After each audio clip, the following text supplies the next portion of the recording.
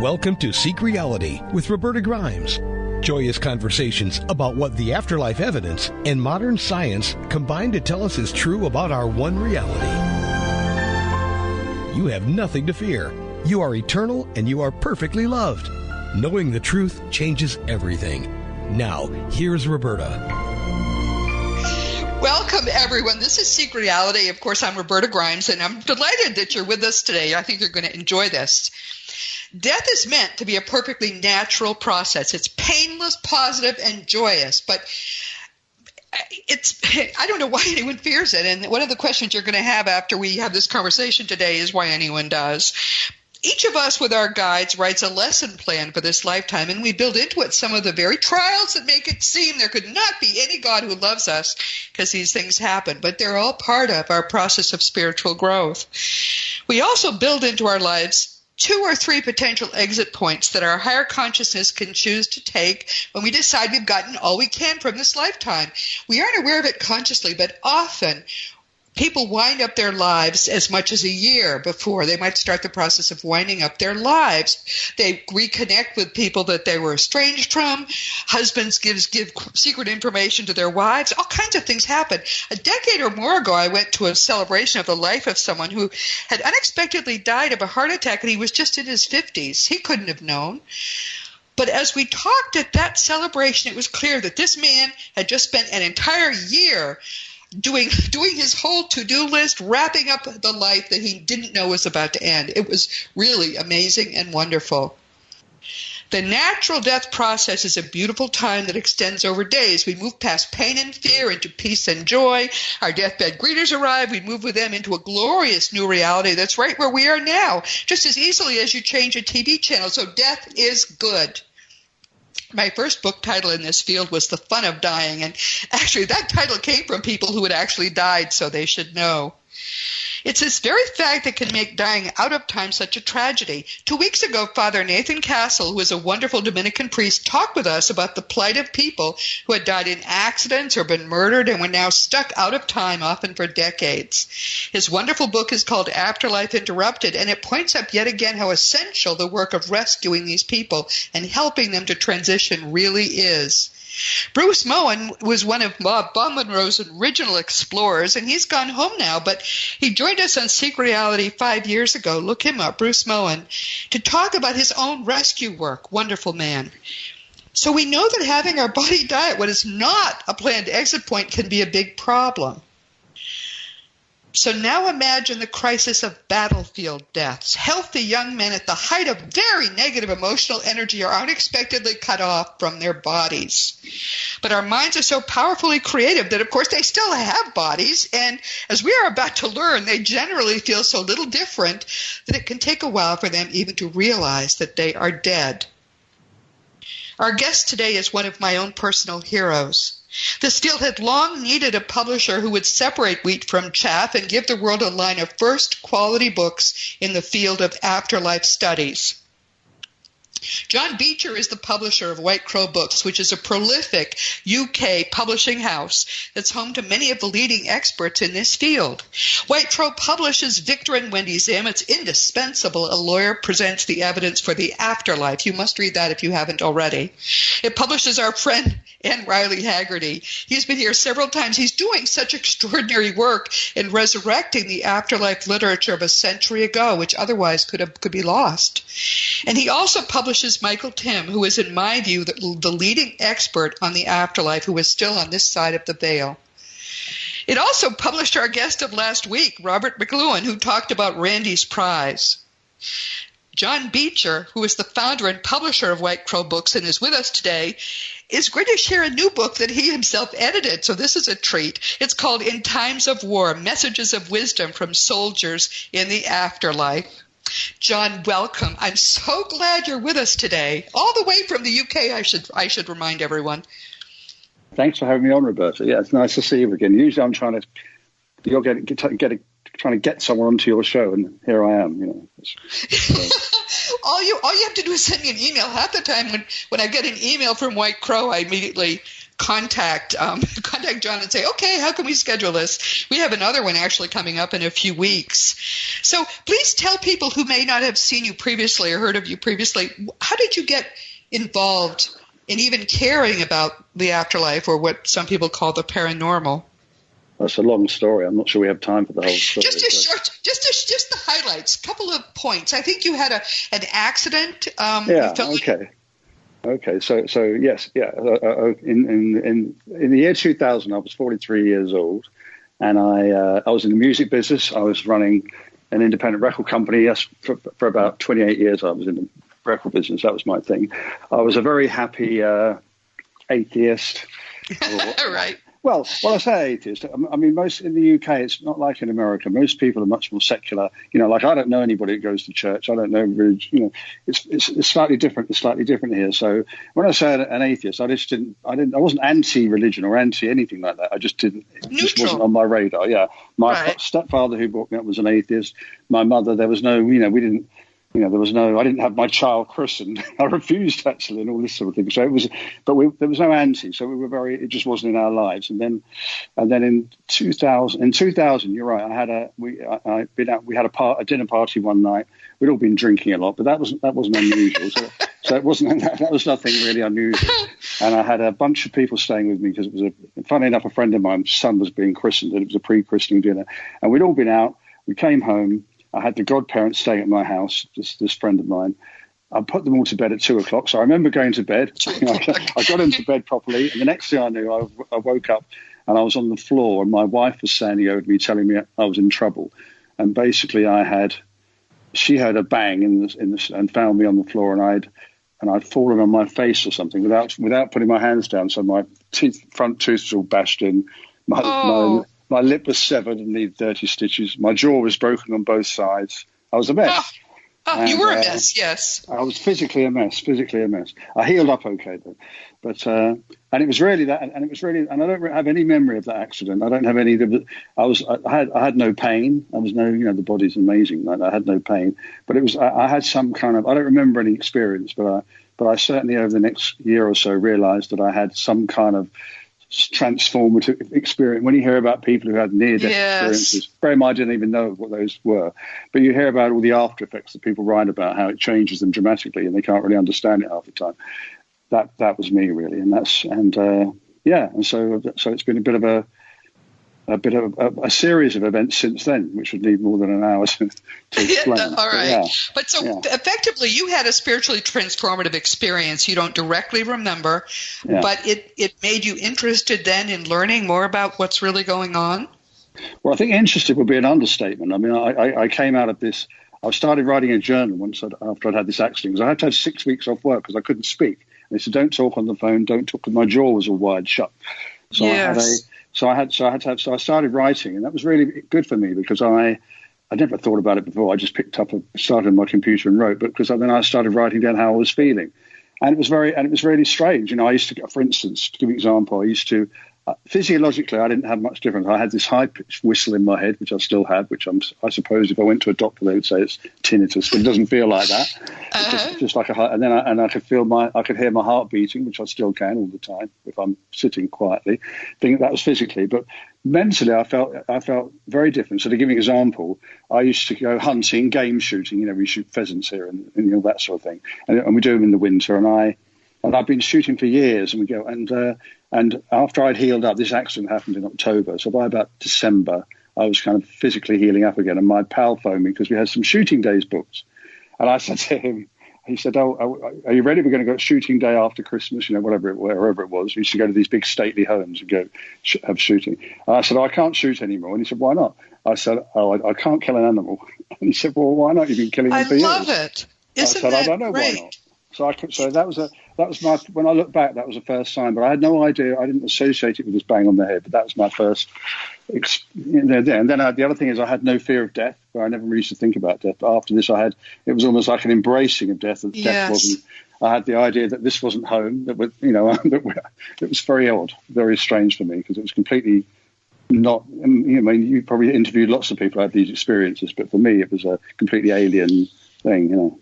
Well, and I think everyone listening should understand that a lot of people do have spiritually transformative experiences that they don't remember.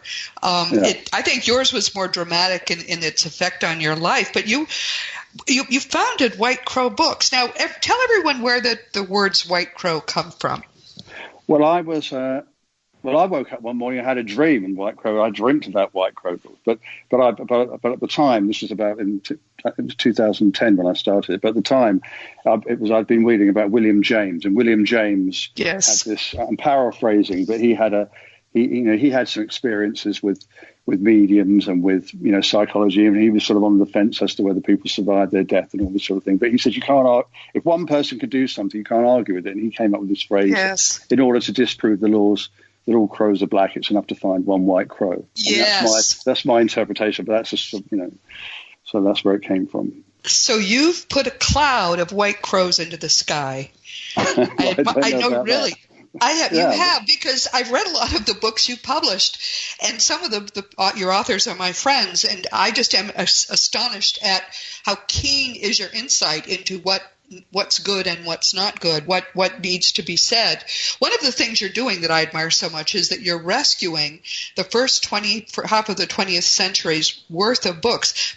One of the reasons I love this book, it's called In Times of War Again, everyone, but it's not even very thick. You can read it. No, it's a small book. Yeah, it's a small book. Yeah. But what he's done is to distill from a lot of early 20th century and mid 20th century first-rate literature about the afterlife, things which don't happen now, deep trance mediums and other, and certainly we're not having, thank you God, 2 world wars, so we don't have a whole ton of people who are able to tell us from where they are, right?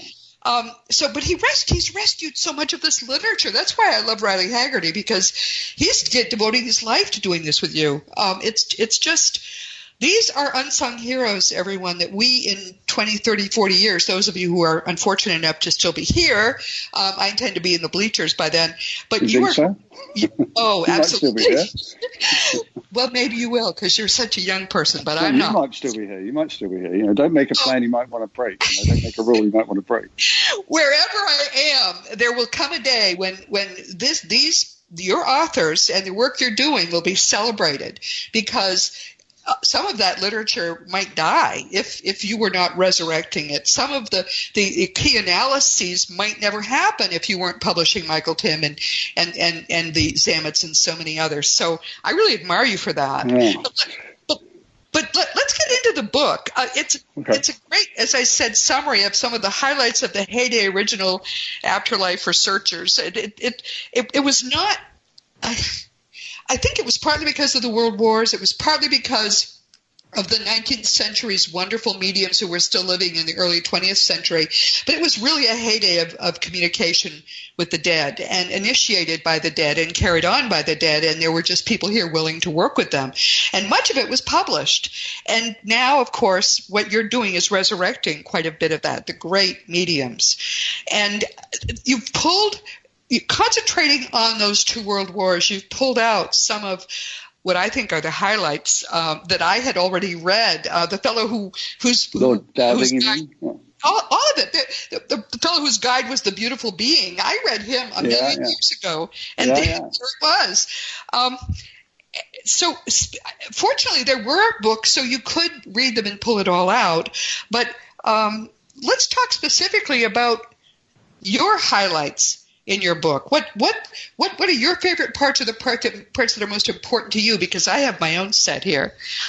Well, I suppose, just to go on from that, I had this accident, so I'm now feeling very different. I had this experience, but then I went on to have some odd experiences, like dead people getting in touch with me, and I ended up going to see mediums. I ended up going to, lots of weird things happened. I ended up going to Las Vegas to meet remote viewers, and went to New York to a physical seance in White Plains, and France and Holland. So I really I was on a bit of a mission. And of course, then I had so many experiences, and then all of a sudden where you have experiences where people claiming to be your, I don't know, grandparents, friends, business people, all sorts of people, and giving you really specific information. There's no way. I mean, people say, well, how do you know it's, there's a piece in the book where I talk about where I was having a conversation, where I was having a Skype conversation with a medium I know now I know. I didn't used to know any mediums, but I know this lady in Belgium, Isabel, and I've never paid her any money or anything like that. We're having a conversation. She said to me, "I've got your father's father here." And I said, "That's funny." We were just having a conversation because I had a different family. My parents split up when I was 2. Yes. I went with my mother met my stepfather. I took his name. So there's no way she could know about this other family that I have because I only met them 20 years ago. And I never met my grandparents. And I said to her, "Oh, well, I don't even know the name of my grandparents." And anyway, 5 minutes later, she came back and she said, "Oh, I've been given this name David." But she wasn't saying this is my grandparents' name. She'd just been given this name. And then a couple of minutes later, she said, "I'll be..." Not as David, sorry, Edward. And then a couple of minutes later, she came back and said, "I've been given this name Maria." I'm going a bit fast, but you get the idea. And I didn't know who that was. And then we finished the conversation. And then I texted my brother, who I'd now met from that side of the family, who I didn't know before, and said, "What were the name of our grandparents?" And he came back and said, "Edward and Maria." So of course, I could probably think of 20 or 30 of those kind of experiences. Yeah. So to me, when I was reading these other experiences like Dowding and Elsa Barker, I'm very open to them because I can take them. Yes. Because if you've had it yourself, you can go, "Well, okay." So I like all of them, but I like Dowding. I thought Lord Dowding was an interesting. You asked me who I liked because only because in his other life, in his normal life, if you like, I mean, he was the Air Chief Master of the Battle of Britain. I mean, back in World War II, apart from Churchill, he would be one of the most famous people in the UK and very pragmatic. I mean, he ran the Battle of Britain, and then here he was. Holding rescue circles. Yes, well, let's tell everyone what those rescue circles are because I had copied this out. Lord Dowding regularly attended or hosted a rescue circle where one or more mediums sit with a small group of sitters, the aim being to reach people who have died and are confused about their situation or have no idea they're dead. During World War II, with the number of people dying en masse, that was probably common. And in a book called I guess it was called God's Magic. Yeah. He explained the method of rescue. Dowding wrote, "Awakening work was the commonest type during the war when casualties were heavy and when the crowds in the astral," that's of course not the afterlife itself, but most of reality is composed of the astral actually. Uh-huh. But he said the crowds in the astral were continually being reinforced by fresh contingents of men suddenly wiped out of Earth existence and quite unaware of what had happened to them. What generally used to occur was that we would sit in the drawing room of the lady who acted as medium, and who I have designated as LL, for the purpose of these records.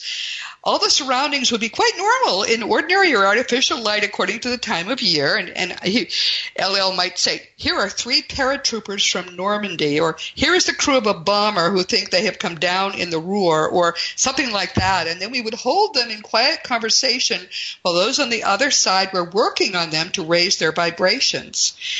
You understand, they're vibrating so low, they're so vibrating at the earth level, so they can't even see their rescuers now. After a bit, they would begin to notice something strange in our appearance, something different from themselves, or by trying to shake hands, the hand would go right through. It was a shock to them that they couldn't really physically interact with people who were still in physical bodies. And then they would get this realization somehow or other that they suddenly realized that, they had died gently. It was always gently done, which I think is beautiful. And then when they got that realization that when they were vibrating high enough, they'd see their friends who would come to meet them, and they'd go up happily together. Imagine spending your time helping these confused young men, some of them out of bodies for months or longer, to suddenly realize, there's a whole new world that I don't notice. Oh, there it is. And there's my mother. And there are these people I love. Isn't that beautiful? Don't you think that's beautiful? Yeah, I think it's great. I mean, for me, the thing that interested me in these reports, if you like, is because you were dealing with people who were in war. It wasn't so much they were in war, but you had an idea of what they talk about, what they were feeling like before, while they were in battle. They talk about getting killed and what that felt like, and they talk about just afterwards, and then they go on from there and they say how they felt, and then they have this sort of philosophical worldview. So it's quite an interesting. It's quite an interesting, if you take them as read, if you like, it's quite an interesting. What it shows you is that your mental state before you die, whether it's your whole life or just seconds before you die, play a big part in how you find yourself, it seems to me, afterwards. So it's good. So it's good. So even if it's good to. I think Carl Jung said it's good to create a myth. It's good to be open-minded because because what they're saying is if you really strongly believe in nothing, that's what you get. That's exactly right. Yes, there's a lot of evidence that's true. Let's talk about the Wicklunds because isn't there a book 30 Years Among the Dead or something like that? Yeah, Wicklund was an interesting guy. He was I think he was a psychiatrist and a psychologist from Chicago. And he was married to a woman who was a medium. I think that kind of thing happened quite a bit. And he moved to Los Angeles, and then he had an experience one day where he'd been doing. I think doctors then did different. He was a psychiatrist, but he did autopsies and things as well. And apparently he'd been doing an autopsy on someone. He'd come home and he's sitting with his wife, and then suddenly she went into trance, which she hadn't done before, and started complaining to him that he'd been chopping her leg. Oh, and he concluded that the dead guy who he'd done the autopsy from had sort of gone home, and so then he started. Anyway, this all led on to said he started communicating with people, and he was doing all these experiments where he'd sort of put where people go and come into, if you like. I don't want to use the word possession because they weren't possessed, but they go into his wife. So she was in a trance state, and he'd start putting electricity on her and make him disappear. But then he started a rescue circle because a lot of people do this because I think they are providing a service for a great service for helping people, a great helping people. A bit like people help people with food banks and things. Well, they're helping people who are on the other side, to use that hackneyed expression. Yeah. Yes, wasn't he? The one to whom John Jacob Astor, the fourth, came after the Titanic sinking, and Alfred Vanderbilt. Yeah, well, that's interesting because what happened was he was doing regular sittings, and I think it was in 1916 on a particular evening. A guy called William Stead came in, and William Stead, I don't know if you know. Yes. He was a very well-known journalist in the UK. He was a big peace activist, civil rights. He was a really interesting character himself because he was he died on the Titanic. So 4 years later, in 1916, one night they're doing this, one day they're doing this sort of rescue circle. And instead, this guy claims, a dead person claimed to be Stead, and said he's bringing people in who went down on the Titanic. Now, bear in mind, this is 4 years later. And they bring in this character who he labelled them in the book as John J.A., but because at the time he was protecting their anonymity. But the only John J. on the Titanic was John Jacob Astor. So he was bringing him in. And that was interesting because whoever it was, I mean, let's assume it was John Jacob Astor, but what was interesting about him was, he was cold and he was wet and he was having a bad time. And he sort of kind of he wasn't sure if he knew he was dead, or if he did, he didn't. He was in this sort of dream state and in a nightmarish state. And probably because he didn't really know what happened. And this is 4 years later, as we measure time. But I suppose if you think about it, if someone's in a dream-like state, when we wake up from a dream, we have no idea how long we've been in the dream, do we? Yes. So you can see how when you hear about people, they say sometimes they're in that state for years or even centuries. You can see how that could be possible. Exactly right. But what he said was, he used to have all this money. He used to have this great life, which is another bit of indication that it was John Jacob Astor. Yeah. And basically that had been important to him. And when it was gone, who was he? What did he have? We are told that one of the worst tests we can set for ourselves, opportunities for spiritual growth that we can set for ourselves, is great wealth.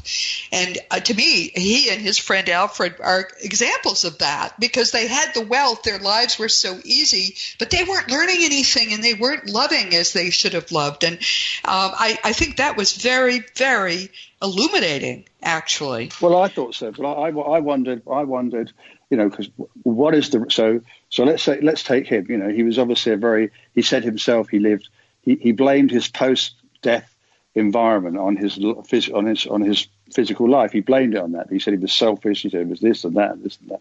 But he blamed that. And there's a few in the book that do that. They talk about one guy said all he did was read books all day. He didn't interact with people. He didn't go out. He became very self-absorbed. Yes. And this whole idea that you're self-absorbed in your physical life. And then you can see how that carries over, and all of a sudden which is I think why the Buddhists are onto something when they're very into lucid dreaming, and that's very important that people know when they're in the bardo that they're in the bardo, and and that they, after they die, and it's a very, very, for them, it's very important that you're aware of death, because then you're enlightened, if you like, let's say. But this whole idea that these people did because they were so into money and things, did that mean that they were so attached, if you like, to use an old? Yes. Yeah, and I think that just the fact that was their sort of, that's what they lived for. Jesus warned about this, of course. Many times. And Alfred Vanderbilt, who was Alfred V, but who else could he have been, went down on the Lusitania, which was much more recent, and he also came through the Wicklands. Yeah, he'd been dead about 18 months, but he was still wet and cold. Isn't that awful? His clothes weren't dry. Man. I mean, maybe he didn't have a good tumble dryer there or something, but he couldn't get out, and so he couldn't get out. But he couldn't get out because he didn't. It seemed to me. So Stepp was bringing him in because they couldn't get out of this horrible nightmare, let's call it, whatever, because they hadn't really grasped their situation. And once they grasped it, just that grasping it was enough to get them to send them and help them on their way. Apparently. Yes. People listening, and we're going to talk more about this, and we still have some time to talk about this, but some people listening are wondering, well, what if I end up in that situation? One of the points you make in your book, or your communicators that you cite make in your book, is all you have to do, if you think you might conceivably possibly be out of your body and your body's no longer functional, call for help.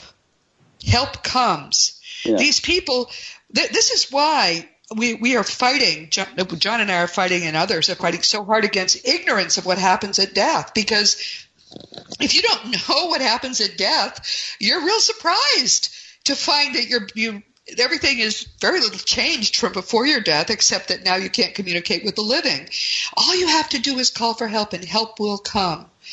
It's totally unnecessary for people to be stuck this way for so long. So then your next question is, well, how awful for them. Years and they're watching their watch. No, they're out of time. It doesn't. Yeah. Time is just not a factor to them anymore. So I don't think it feels that long. I had the privilege, I think I've talked about this recently, so I won't go through it again, of working with Bruce Moen to do rescue work. And the woman that I ended up rescuing had died, we figure, in the very late 18th century.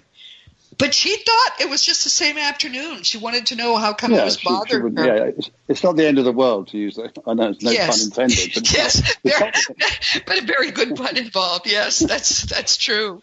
It's not the end of the world, but at the same time, it almost feels to me like we're in a game, if you like. Because now we have video games. We can imagine that this is a video game, and that's the video game.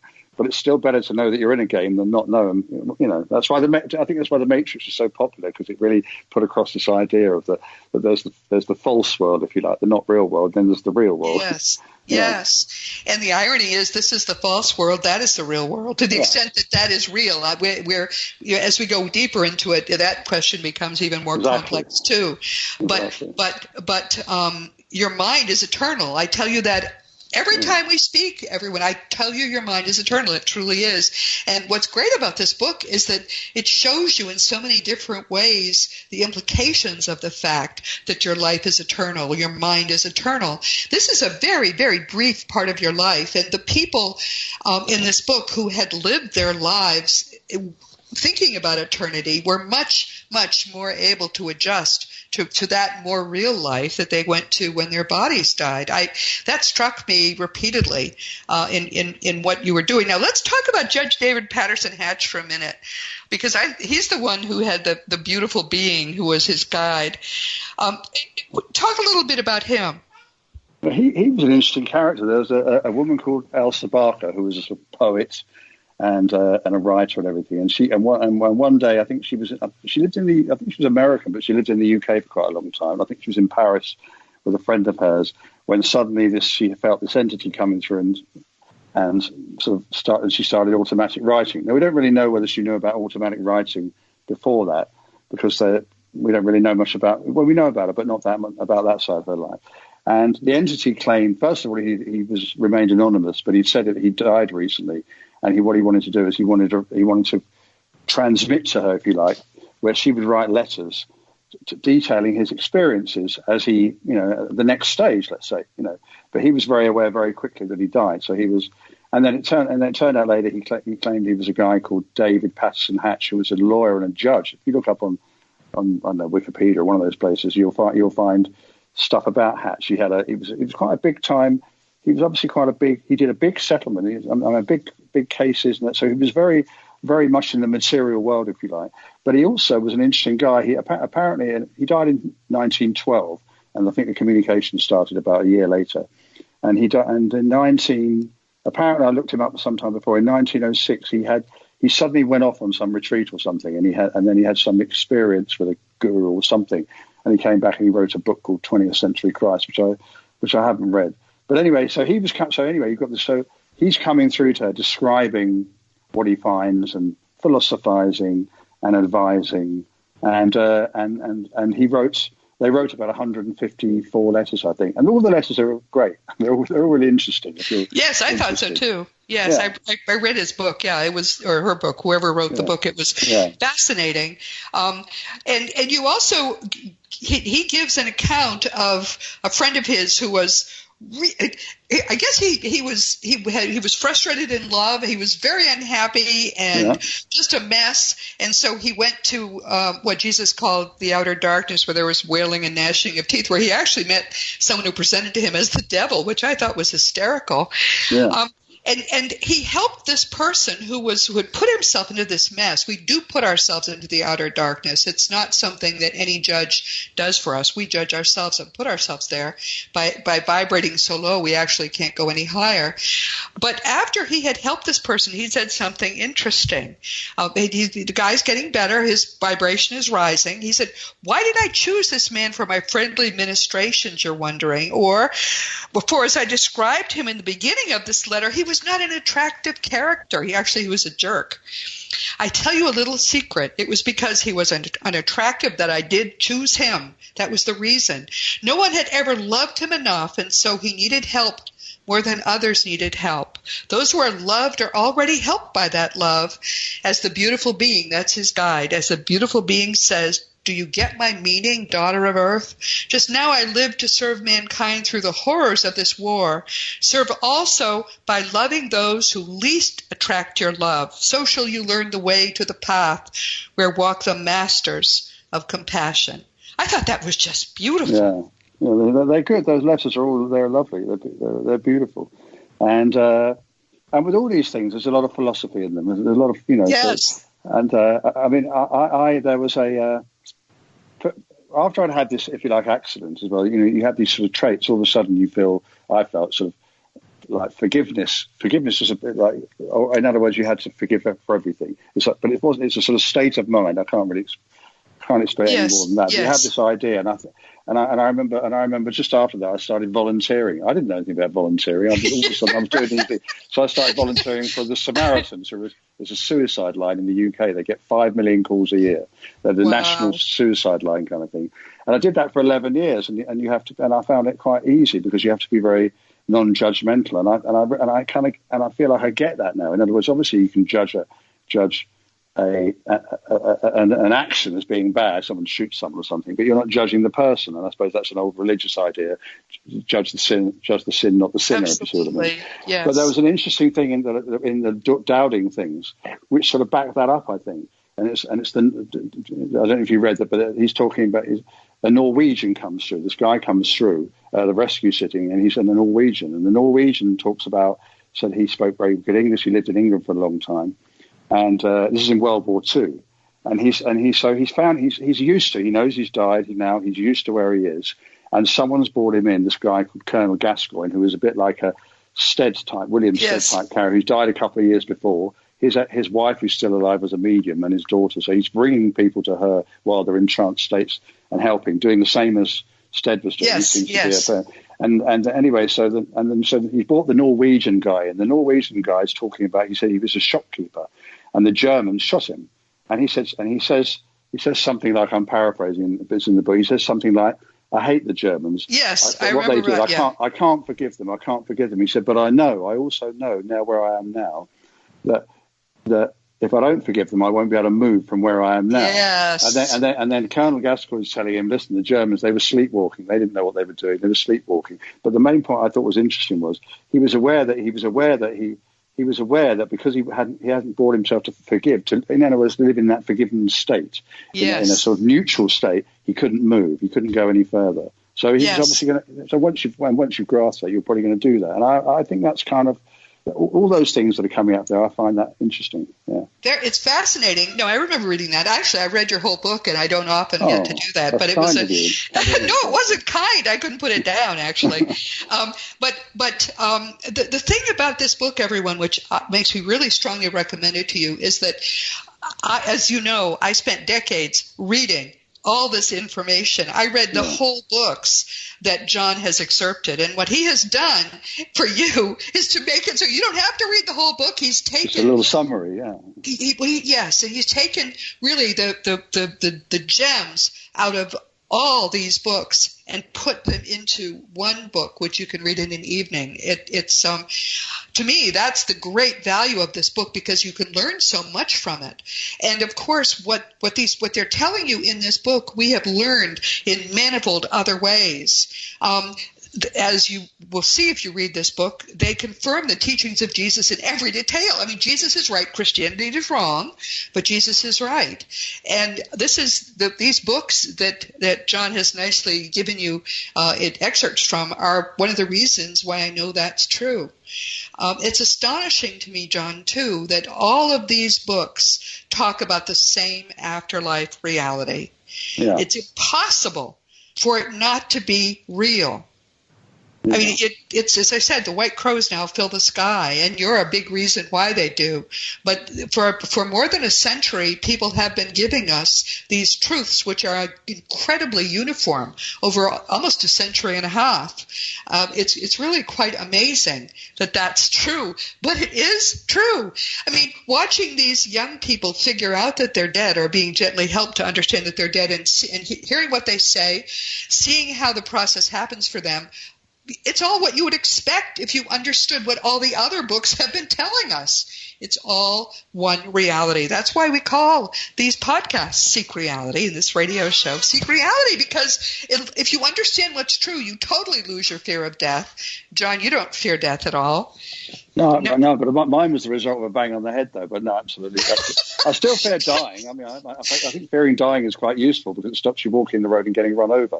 But I think death, I don't fear. No, I don't. I mean, I'm happy to hang around for another 50 years, or I'm happy to go in 5 minutes. Although it might be a bit inconvenient for my children. Exactly. That's what it does for you exactly. When you really get what's going on, you stop being afraid to die. I mean, a lot of people say, I'm happy to be dead. I just don't want to have to go. Woody Allen said, I don't mind being dead. I just don't want to be there while it's happening. Right. That's right. He's really funny. Yes. But what I found interesting, I mean, I put this anthology together because I was just right. I'll tell you what it was. I was listening to President Trump, your president, talking about he'd withdrawn from some nuclear weapons treaty with Russia, and then President Putin had made a speech like a week after, and it was almost biblical in tone. And it was at Sochi. This was like last October or something, and he said something along the lines of, if we feel that we're being attacked with a nuclear weapon, and we'll only know in seconds, he said, we'll retaliate. And he said, our enemies will be destroyed. And he said, and this is the point, maybe I thought, wow. He said, and we'll be martyrs in heaven, and they won't even have time to repent. Bear in mind, he's talking about Americans. And I thought, wow, this is all a bit heavy going. What a pathetic man he is, honestly. I mean, truly is. The thing is, they're all everybody's invoking God to justify war, and I come to the conclusion that war is not a very good idea. No. So anyway, what happened was I was reading about all these reports and this and that, and so that kind of started me going. But the main takeaway, it seemed to me, was, and people say to me now, well, actually, I like this because generally men, and I'm one of them, so obviously I know, I'm much more sceptical about this whole area. And I was completely sceptical. And then I think if I hadn't had a bang on the head, well, maybe now I'm older, I might have been less, but I was very sceptical. And so, but men, people I know said, I read your book. It's about war. People like to read about war. So because to my mind, the object of it really is, I think it's just it just seems to me that if you're open to it, A, you might have a better time after you die, and B, life will become much more interesting. I think it does make life more interesting. It adds a whole new facet to it because there's so much more going on than you ever dream. Yeah. To people who are panicked about nuclear war, we've been told by very advanced beings that basically the whole this whole effort to raise the consciousness of the planet was set into overdrive when we used atomic bombs in war 70 plus years ago. Who would have thought when they were exploding bombs over Hiroshima and Nagasaki that we would go for 70 plus years and never have another nuclear war? Well, it turns out that it's quite deliberate. They are preventing a nuclear war. They prevented it during the Bay of Pigs and during the missile crisis. They prevented it. Apparently, there was some Russian. Shapes. Yes, there have been a number of times when we were like a heartbeat away from it, but one person decided that whatever they saw as an incoming missile was false. The Russian guy, yeah, I read about him. Yes, remember him? Yeah. Apparently, this has happened quite a few times. They say that we will not be allowed to explode another nuclear bomb in war. And I'm coming to believe that's probably true after a whole 70-odd years. It'll be soon a century that it hasn't happened. But you're right. I mean, these people who posture and they're living lives themselves based in fear. That is pathetic. Only when we are living lives based in love are we ever going to get anywhere in this world. And that's what Jon is working very hard for that, and that's what I'm working for too. And we will get there. It is going to happen. We are told by those we used to think were dead that it is in fact this is a fight for peace and love and joy in the world, and for the uplifting of all mankind. It's a fight we're going to win. And you are a big part of it, dear. I'm so glad to have you here. Yeah, and you. So, but when you were saying it goes back 150 years, I mean, if you go back in that book, there's Plato. Remember Plato? That was more like a near-death experience. But the soldier. So there's accounts. I think the thing that's changed now is with the internet, you found out there's people all over the world having these experiences. Then you've got, since defibrillators were brought in, you've got, people having near-death experiences who wouldn't recover before. So there's so much. Because to my mind, I understand if people say, I have this sort of knowing, but I have this knowing about that there is no death other than the physical body. But I also appreciate but that's just knowing is a feeling, isn't it? What is knowing? It's just a feeling. But I also know that I don't know anything. My logical brain tells me I don't know anything. So I completely understand. So I understand. So it's a dual thing. On the one hand, I know it. So therefore, maybe that's what faith is. I never had. Maybe that's what faith is. Maybe that's what it is. I don't know. But so I can understand why people don't. But what I can say is, if you just look at the evidence. And I suppose even if you look at the evidence, if you had some experience, lots of people do have the odd experience. Like a dead person comes to them after their father's died and he turns up in the living room. I think it's universal. Lots of people have that all the time. But and maybe if they have that and then they read the evidence, maybe they can, I think that's common. We're coming toward the end of our time. So what do you want people to take from, I know it goes fast, doesn't it? What do you want people to take from In Times of War? Well, I think what I've just said. Really, I think being open-minded is much better than being closed-minded. Honestly, because it's just being. I don't mean just about when we're alive. I mean it might help you enormously. It might help you enormously when you die. And what have you got to lose? You've got nothing to lose by taking that view. But once you start taking that view, once you start thinking like that, I think it makes you think differently when you're alive. I think you suddenly realise you don't want to go around. You suddenly realise that everybody's connected. You don't see other people as your enemy, whatever colour or gender or anything. You just don't see people like that. So it kind of puts you in a different. Certainly put me in a different state of mind, a much more peaceful, loving state of mind. I think this may be, I mean, we have a lot of, obviously we talk a lot about this on Seek Reality, but I think your book, because it's so short and so enjoyable to read, may be the quickest way for people to come to understand that life really is eternal. I mean, get in here, be with these young men in the First and Second World Wars. So there's a lot of literature from the First World War too, that I remember reading very dimly, but it all says the same thing. Yeah, it's we would all expect it to, wouldn't you? Expect it to, yeah. If it's real, you'd expect it to. Well, indeed, it is real. So, I mean, I urge you to think about just reading this book and then using it to start your own journey toward opening your mind enough and opening your heart enough that you'll be able to live the best possible life and prepare yourself for death. When you're living on an eternal frame, it makes all the difference. If life sucks, then you die. You know, you'll do anything to get yourself a moment's relief from the fact that you are nothing. But when you understand what life truly is, you come to the certainty that you are everything. And so is every person around you. We are all beautiful, eternal beings. And Jon helps everybody to better understand that. So I just think you're wonderful, Jon. I'm your big fan. You too, Roberta. You too. Mutual Appreciation Society, yeah. Yes, we are, which is fun. Even our emails are like that. So give us White Crow's website. It's pretty obvious, easy to remember. Oh, it's just whitecrowbooks.com, or you can just Google White Crow Books, and yeah, I'm easy to find. So carry on. Can people reach out to you if they have questions or comments or whatever? Well, I mean, I will say they can, but I don't always have time to answer. I get a lot of emails and submissions and proposals. I'm sure you must. Sort of and there's only me, so I don't have. So I would never say don't.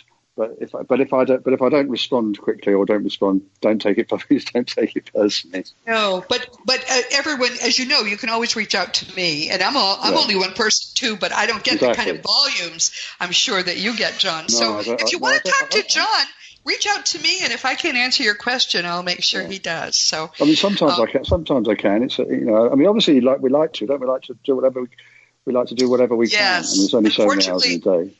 These darn bodies require sleep. Otherwise, you and I would have twice the time to do what we feel we should be doing. Isn't it? Well, it's very inconvenient. It's terrible. Yeah. So consider yourself hugged, dear, across the pond. Oh, and you too. Hug you back. Everyone, this has been Seek Reality with Roberta Grimes. I'm really glad you could be with Jon and me today. Please never forget that you are a powerful, eternal being. You never began, you never will end. And when you really get what that means, it's going to change everything in your life for the better. Next week, our guest will be Lucinda Bakken-White, and she's the author of this is an amazing title, Confessions of a Bone Woman, Realizing Your Authentic Wildness in a Civilized World. Her book is dedicated to the entire animal kingdom, but she's, it sounds as if that might be freaky. No, she is a professional woman with an MBA, and she felt called to leave her business community, and she's now what is called an authentic wilderness guide. She helps people who have really gone off track, messed up their lives, to get a new start, and she grounds them in what she calls wildness. This is a very interesting process, and just the desire to live a more meaningful life, I think, is an important thing for us all to develop, as you just learned today when hearing about all these people who died so long ago, and if only they had been better grounded. So join us next week. You'll find Lucinda to be fascinating. This week we've been talking with Jon Beecher. He's the publisher of White Crow Books, my favorite publisher. It's in the UK, and they publish some of the people I most admire, like Victor and Wendy Zamet, and then Robert McLuhan last week, who was with us to talk about what skeptics say. Oh, Randy's Prize was the title. What skeptics say about the paranormal, why they are wrong, and why it matters. Jon publishes him too. And today we've been speaking about one of his own babies, which is a wonderful collection he's edited called In Times of War, Messages of Wisdom from Soldiers in the Afterlife. I really enjoyed this book, and I think you'll enjoy it too, and I think it will open your mind and heart in ways that perhaps nothing else quite will. Our dear friend Wendy Zamet says of In Times of War, this is a book you will want to keep within arm's reach to be able to refer back to frequently. I think that's true. And of course, Wendy especially would know. As you know, I have a lot of nonfiction books out. There's no need to go through the list again. I seem to do it every time. But in the fall of 2019, we will be putting out The Fun of Living Together. The Fun of Loving Jesus. Fun of Living Together is its prequel. The Fun of Loving Jesus, Embracing the Christianity that Jesus Taught, is a book I've been working on for a very long time, and it will be ready by the fall. If you want to talk about any of my books, or if you want to talk about really anything at all, you can always contact me through the contact block on robertagrimes.com. And if you want to talk to Jon, just reach out to me, and if I think Jon really needs to hear from you, I will make sure he does. I do answer every email. It can take a week sometimes, but I do the best I can. Just please be sure to give me your correct email address, because sometimes I hit send on a long email and it bounces. I don't like that. It makes me cranky. You don't want to see me cranky. Past episodes of Seek Reality are available on webtalkradio.net, on Real Revolution Radio, iTunes, iHeartRadio, and on a number of other stations, especially those in the wonderful Dream Vision 7 radio family. And more people tell me that they're just listening to us on the Seek Reality app that you can get for free in the iTunes store. There's a radio tab on my website, robertagrimes.com, and if you ever wonder where I can be heard now, and if that's ever a concern to you, then please just reach out and click on the radio tab, and you'll be able to to find out where we are and connect with us. You can always ask me also, as I say, through the contact block. It's very important to me to help you in particular, to know the truth. It took me decades to get to know what I know now. I want you to get there within a year or two. So you and I know the same things. We all know the glorious truth that our lives are eternal. We are infinitely, perfectly loved. There is nothing to fear. And that's why I live. And yes, Jon said I shouldn't be hoping to leave. I would like to leave, but I can't leave until you are where we are now. So it's very, very important to me to help you in particular. Meanwhile, this has been Seek Reality with Roberta Grimes. Please enjoy and make the most of this coming week in our one reality, knowing that you in particular are a powerful, eternal being, and you are infinitely loved. You've been listening to Seek Reality with Roberta Grimes. Roberta blogs and answers questions at robertagrimes.com. Join us every week as we explore what the afterlife evidence and modern science combine to tell us is true about the one reality we all share. Knowing the truth changes everything.